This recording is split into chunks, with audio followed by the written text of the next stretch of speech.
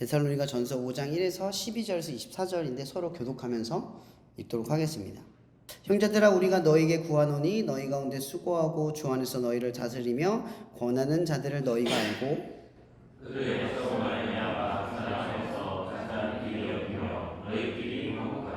또 형제들아, 너희를 권면하노니 게으른 자들을 권계하며 마음이 약한 자들을 격려하고 힘이 없는 자들을 붙들어주며 모든 사람에게 오래 참으라. 상관과 누가 누구에게든지 악으로 악을 갚지 말게 하고 서로 대하는지 모든 사람을 대하는지 항상 선을 따르라. 항상 기뻐하라. 쉬지 말고 기도하라. 범사에 감사하라. 이것이 그리스도 예수 안에서 너희를 향하신 하나님의 뜻이니라. 성령을 사랑하지 말며 예언을 멸시하지 말고 범사에 좋은 것을 취하고 악은 어떤 모양이라도 버리라. 평강하는 하나님이 너희를 온전히 거룩하게 하고 또 너희의荣耀과 함과 함이 우리 주 예수 그리스도께서 강림하실 때에 흠없게 도전을 원하노라. 다 함께 읽겠습니다. 너희를 부르시는 이는 미쁘시니 그가 또한 이루시리라. 아멘. 오늘 말씀의 제목은요, 나이키 유명한 문구죠. Just do it. 직역을 하면 그냥 해라 라는 뜻이라고 합니다. 이 말씀을 가지고 전하려고 해요. 그냥 해라. 여러분, 이런 말하다가 보면은 저도 누군가를 이렇게 가르치고 이렇게 이끌다 보면은 가끔 질문이 많은 친구들이 있어요. 제일 이제 가슴 아픈 건 행사를 정말 몇 달 동안 준비를 해서 아이들을 초청하면 아이들 중에 꼭 이런 질문을 하는 친구가 있어요. 목사님, 언제 끝나요? 이미 마음이 힘이 셉니다. 나는 이 아이들에게 정말 부흥을 주고 싶어서 예수님을 만나게 해주려고 정말 몇 달 동안 준비를 하고 계획을 하고 이 결제를 만들어 얘를 썼는데 이 아이가 첫 질문이 그 질문으로 시작할 때가 있어요. 그때 저는 달리 해줄 말이 없습니다. 그냥 해라. 이런 말에 해줄 수밖에 없어요. 가끔 우리가 살다 보면 어떤 일을 할 때 요즘 친구들은 많이 그런 것 같아요. 시작을 하면 언제 끝나요? 이 질문이 항상 앞서요. 그래서 자기 개인적인 스케줄이 가장 중요시되는 시대를 살아가고 있어요. 내 삶의 계획이 우선시되어지고 내 계획대로 사는 것이 내가 원하는 결과값에 가까워지는 것처럼 여겨지는 그런 느낌을 받는 거죠. 조금이라도 어긋나거나 안 되면 분노가 치밀기도 하고 뭔가 이것 때문에 안 된 것 같은 핑계거리가 자꾸만 쌓여만 가요. 근데 과연 그럴까? 과연 그럴까? 이러면 여러분의 삶에서 여러분의 계획대로 되어진 것보다 계획대로 되어지지 않는 일에 대해 생각해 본 적이 혹시 있나요? 이렇게 여러분 질문을 바꿔볼게요. 이 한국교통대 여러분의 계획대로 왔습니까? 초등학교 때부터 계획하셨나요?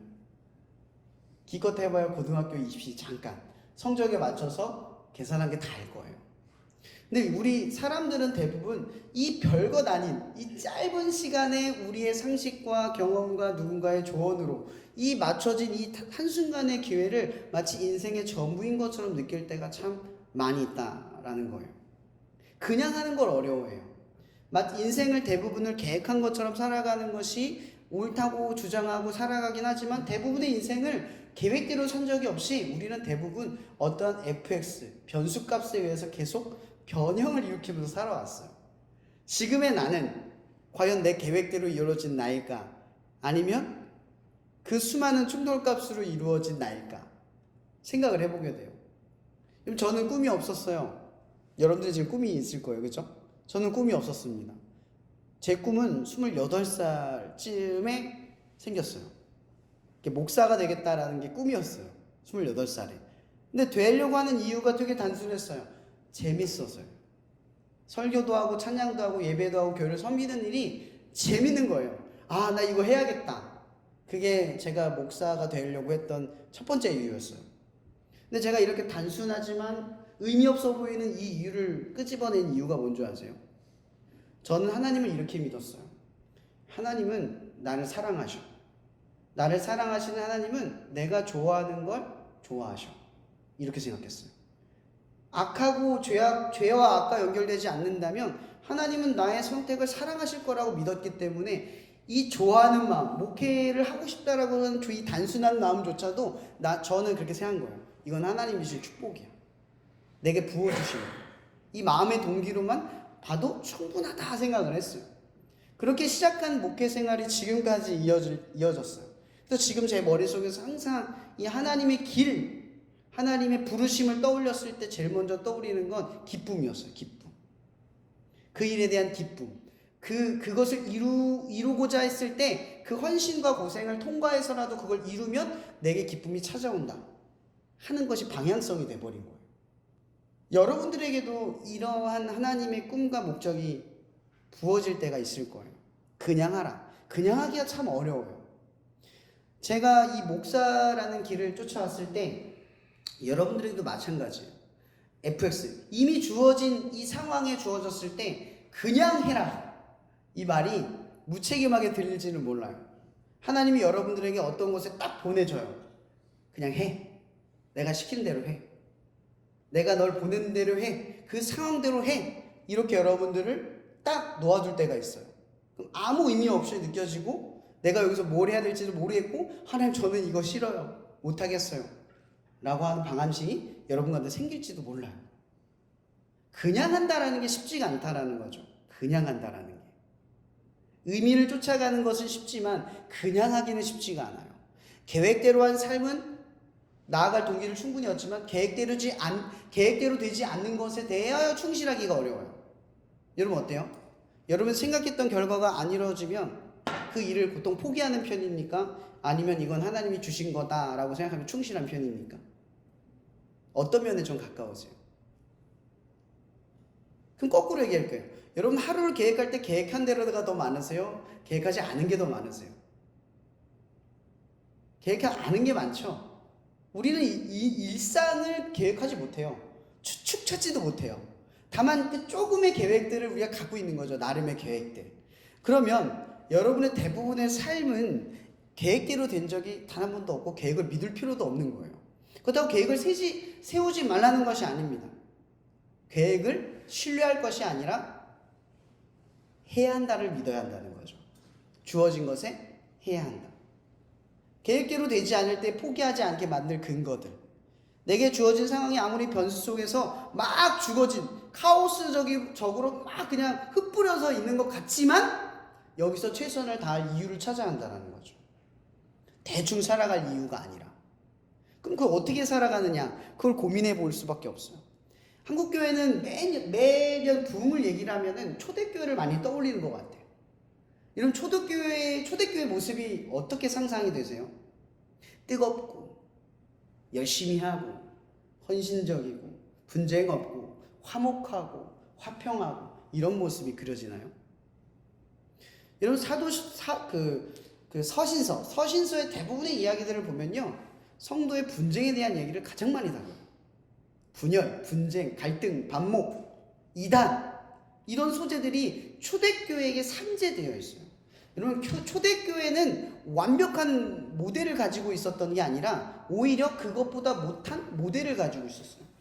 예전에 한번 제가 설교를 한 적 있을 거예요. 고린도나 데살로니가 같은 교회들은 대부분 사창가나 문화가 타락하거나 어떤 무역이 있는 국가이기 때문에 타락한 문명과 문화가 굉장히 많이 있어요. 그러니까 실제로 교회들은 그렇게 우리가 생각한 것처럼 견실하거나 튼튼하거나 신실하거나 대단하지 않았다라는 거예요. 심지어 무슨 문제가 있었냐면 그들의 믿음을 흔드는 건 문화뿐만이 아니었어요. 종교세, 구별, 그러니까 뭐죠? 불평등까지도 산재했고 종교세를 내야 되는 또 어떤 문제가 있었어요? 박해. 심지어 끌려가서 죽거나 오해를 받게 되는 일들까지 겪어야만 했어요. 그러니까 우리가 생각하고 있는 초대교회는 여러분이 가지고 있는 환상과 너무나 달라요. 아, 우리 초대교회처럼 뜨거워야 합니다. 초대교회처럼 열심히 믿어 신앙생활 했으면 좋겠습니다. 그런 교회가 되기를 꿈꿉니다. 라고 실제로 생각하지만 그러기가 어려웠다라는 거죠. 그래서 오늘 사도 이 말씀의 본문을 보면 이런 말이 있어요. 뭐냐면 형제들아 우리가 너희에게 구하노니 너희 가운데 수고하고 주 안에서 너희를 다스리며 권하는 자들을 너희가 알고 그들의 역사로 말미암아 사랑 안에서 가장 귀히 여기며 너희끼리 화목하라. 너희끼리 교회 안에서 너희끼리 화목하래요.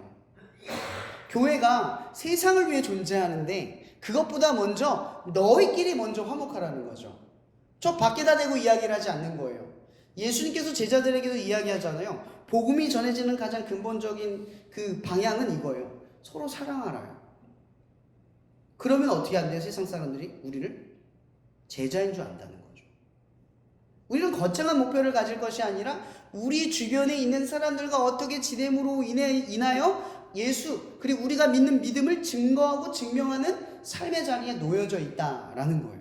사도 바울은 지금 이 교회의 타락한 문화와 교환의 분쟁과 여러 가지 반목과 어려움이 있는 이 상황 속에서 딱 하나를 이야기를 하는 거예요. 꺼내서 너희끼리 먼저 해라. 너희끼리 해라. 라는 거죠. 근데 이렇게 교회 안에서 서로가 화목을 유지하고 지킬 수 있는 이유가 뭐예요? 예수가 그렇게 했기 때문이에요. 예수가 우리를 위해서 그렇게 했기 때문인 거죠. 교회에서의 가장 큰 동기는 예수가 그렇게 했기 때문인 거예요. 그럼 우리에게 질문할 수 있어요. 예수님은 어떻게 하나님을 위해서 그렇게 자기 자신을 내어주실 수 있었을까요? 우리를 사랑했기 때문에 그 단순한 대답 가지고는 어려워요. 여러분, 예수님조차도 하나님의 뜻, 하나님의 성취에 대하여 아무것도 몰랐어요.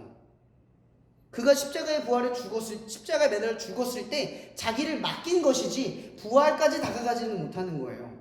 그건 하나님의 역사니까. 그러면 예수 입장에서는 십자가에 죽는 사건은 뭐예요? 그냥 한 거예요. 그냥 한 거예요. 왜 그냥 할 수 있죠? 하나님의 성품과 하나님 왕이심을 믿으니까. 여러분, 믿음은 어떠한 확신이 보장되기 때문에 하는 게 아니잖아요. 마치 기독교인들이 예수를 믿으면 그분의 선행을 따라서 착한 일을 하거나 옳은 일을 하거나 그분의 뜻을 행하면 하나님의 나라를 갈 수 있어. 이런 보장성 때문에 하는 게 아니에요. 그것 때문에 보상을 얻으려고 하는 게 아니잖아요. 우리가 왜 그 길을 하고 있죠? 예수가 우리를 위해 죽었기 때문인 거예요. 그게 이유예요. 가장 큰 이유는 예수가 나를 위해 죽었기 때문인 거죠. 천국 가려고 하는 게 아니에요. 여러분, 종교, 그러니까 다른 종교들을 이야기할게요. 다른 종교들은 사실 천국 가려고 하는 거잖아요. 다시 환생할 때 좋은 인생 살고 싶어서 착하게 사는 거예요. 근데 기독교의 복음은 그런 논리가 아니에요. 죽어서 천국 가거나 잘 사는 인생이 천국 가게 된다, 그런 얘기를 하는 게 아니라 예수가 나를 위해 죽었고 그 죽으심을 아는 자들은 하나님의 나라를 동경하고 바라보며 나아간다예요.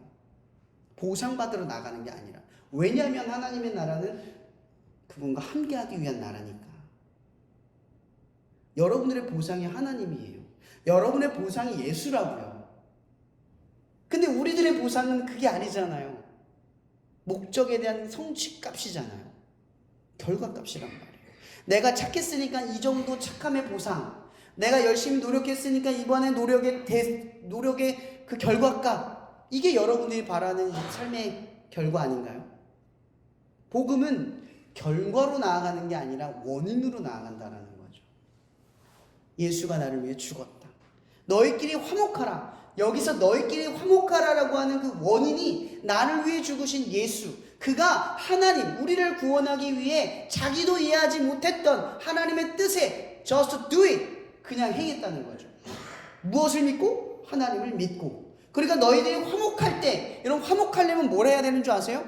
누군가 여러분의 비방을 하면 그 비방을 한 귀로 듣고 한 귀로 흘려야 되는 거예요.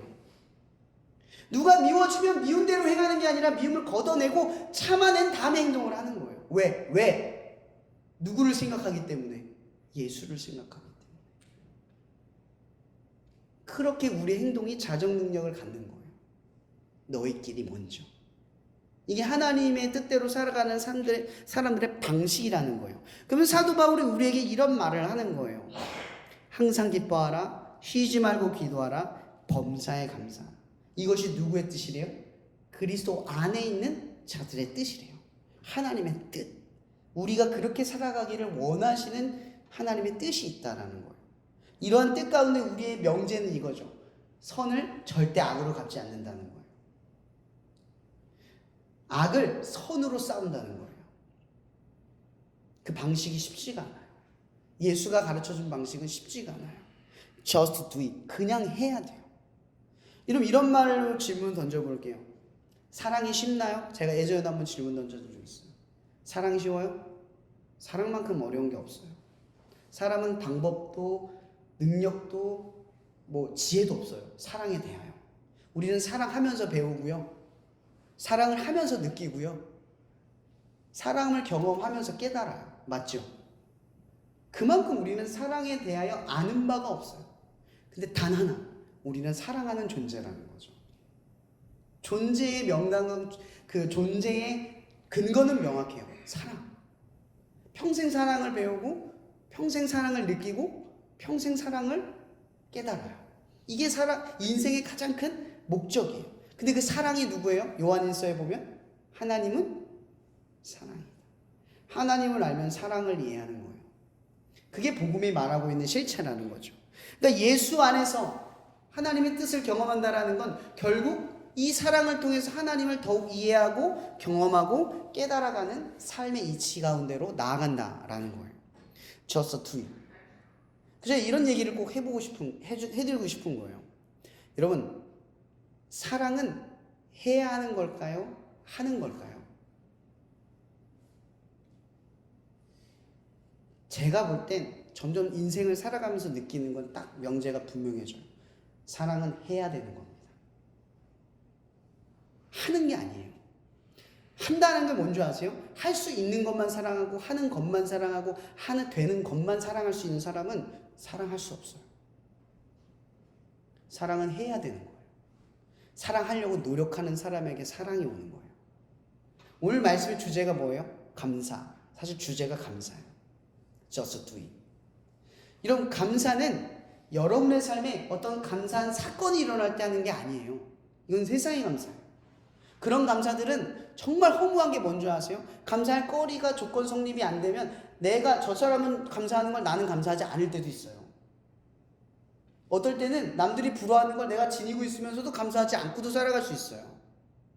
어떨 때는 내가 원하는 것을 순간 얻었다가 감사했는데 그게 익숙해져서 그 감사를 잊을 때도 있어요. 이런 감사가 감사입니까? 이런 감사는 여러분들의 삶을 풍요롭게 하지 못해요. 제가 얼마 전에 묵상하면서 깨달았던 이 감사절기를 보내면서 한 가지 문장을 한번 생각해 봤어요. 하나님이 주신 감사란 이런 거다. 세상의 감사는 잠깐 얻었다가 사라지는 것이지만 하나님이 주신 감사는 절대 사라지지 않은 영원한 풍요로움이 주어진다. 그러므로 풍요로움 속에 감사를 느끼지 않고 우리는 감사를 통해 풍요로움을 경험한다. 이걸 깨달았어요. 이런 풍요로운 사람, 그러니까 여러분 삶에 원하는 것이 있을 때 감사하는 사람은 능력이 없는 사람이에요. 감사할 줄 없는, 감사의 능력이 없는 사람들. 근데 감사의 능력이 있는 사람들은 풍요로울 때 감사를 느끼는 게 아니라 감사를 하는 순간 풍요로움이 찾아온다는 걸 이치를 깨닫는 사람들이라는 거죠. 오늘 하나님께서 이 서신서를 통해서 하나님이 여러분들에게 하시는 말씀이 있어요. 감사의 절기를 보내는 여러분, 감사는 훈련입니다. 사랑도 훈련입니다. 그러니 절대 속지 마세요. 감정을 따라 사랑하거나 감정을 통해 감사하는 건 악한 마귀가 여러분들의 마음을 쉽게 허용하도록 만드는 수단이라는 걸 기억하세요. 여러분들은 그리스도인입니다. 그러니 진취적이세요. 사랑할 수 있을 때 사랑하는 사람이 아니라, 감사할 수 있을 때만 감사하는 사람이 아니라 그리스도인답게 거꾸로 하세요. 사랑하세요. 그리고 감사를 하려고 하세요. Just do it. 그것을 통해 경험하는 여러분이 되기를 바랍니다. 오늘 초대교회를 향한 사도 바울의 서신의 이야기의 핵심은 바로 이겁니다. Just do it. 감사할 수 없을 때 감사를 찾아 해라. 사랑할 수 없을 때 사랑한 근거를 찾아가며 사랑을 하여라. 이런 사람에게 진정한 사랑의 이치와 감사의 이치가 찾아오기 때문입니다. 여러분, 학업을 마치는 이제 11월이 얼마 남지 않았죠? 이 얼마 남지 않은 여러분의 삶의 기간, 이 올해 한 해를 되짚어보며 감사를 끄집어내어 풍요로움을 만들어내는 여러분이 되기를 축복합니다. 오늘 계속 제가 얘기했죠? 익숙함과 당연함을 물리치고 그것이 얼마나 소중한지를 더 깊이 있게 헤아리며 깨달아갈 수 있는 여러분이 되기를 또 한 번 축복합니다. 기도할게요.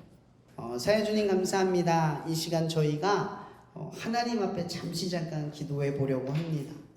하나님, 우리는 내 감정과 상황에 너무나 의존했습니다. 그리스도인답게 감사하고 그리스도인답게 사랑한 게 아니라 세상 사람들처럼 감사하고 세상 사람들처럼만 사랑했습니다. 하나님, 더 이상 능력 없는 자들이 되지 않게 이 시간 기도합니다. 하나님, 오늘 우리가 계속해서 기도합니다. 익숙함과 당연함을 부셔뜨려 주시옵소서. 풍요로움 속에서 우리에게 찾아오는 감사가 아니라 감사로 인하여 풍요로움을 쟁취하는 당신의 능력을 머금는 자들이 되게 하여 주시옵소서. 하나님, 우리는 세상을 다스릴 자로 시음받았습니다. 더 이상 세상에 간섭받고 영향받는 존재가 아니라 세상을 다스릴 수 있는 자가 될 수 있도록 내가 먼저 마음을 끄집어내어 감사하고 내가 마음을 끄집어내어 사랑할 수 있는 하나님 자녀다운 세상을 다스릴 그 능력을 가진 자들이 되게 해달라고 순간순간 삶을 살아가며 하나님 성령께서 알려주신 뜻대로 그러한 능력의 훈련을 받아 세상 어떤 가운데서도 하나님의 뜻 안에서 살아가는 자들이 되게 해달라고 이 시간 잠시 주여 한번 부르며 기도하며 나갔으면 좋겠습니다. 기도하시겠습니다. 주여!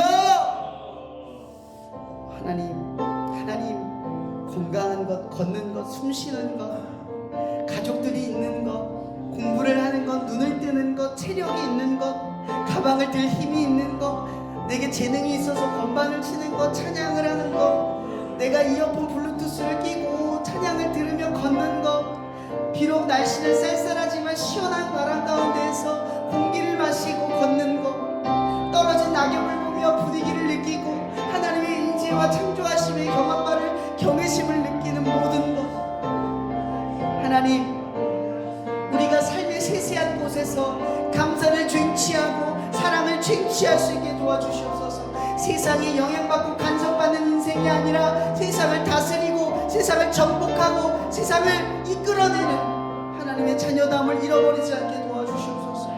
하나님, 풍요로움을 우리의 삶 가운데 이끌어낼 수 있는 그런 지혜와 이치가 우리 안에 샘솟게 하여 주시옵소서. 하나님, 이 시간 우리의 예배가 끝나고 돌아가면 더 많은 것들의 세밀함 속에서 감사를 되찾고 감사를 끄집어내어 내 삶의 풍요로움을 회복하고 하나님을 만난 기쁨과 하나님의 뜻 안에 살아가는 참된 기쁨을 경험하는 사람들이 되어지게 하여 주시옵소서. 우리에게 하나님의 자녀다움을 회복하는 그 특별한 시간이 이 시간 임하여 주시옵소서. 사랑해 주님 감사합니다. 이 시간도 우리에게 수많은 감사의 거리들을 되찾게 해주셔서 우리가 예수를 믿음으로 인하여 삶의 세밀한 것에 숨겨놓은 그 수많은 보호와 보물들을 우리에게 가르쳐 주실 줄 믿습니다. 하나님, 순간순간 내 삶 때문에 내가 원하는 것에 도달하지 못한 것 때문에 혹은 고난과 어려움 때문에 곳곳에 숨겨진 이 보화를 발견하지 못할 때마다 우리를 흔들어 깨워주셔서 그 풍요로움 속에서 우리의 이루지 못한 것들을 충분히 이뤄낼 수 있는 힘을 부어주시옵소서. 우리와 함께 하실 줄 믿사하며 살아계신 예수님 이름으로 기도합니다.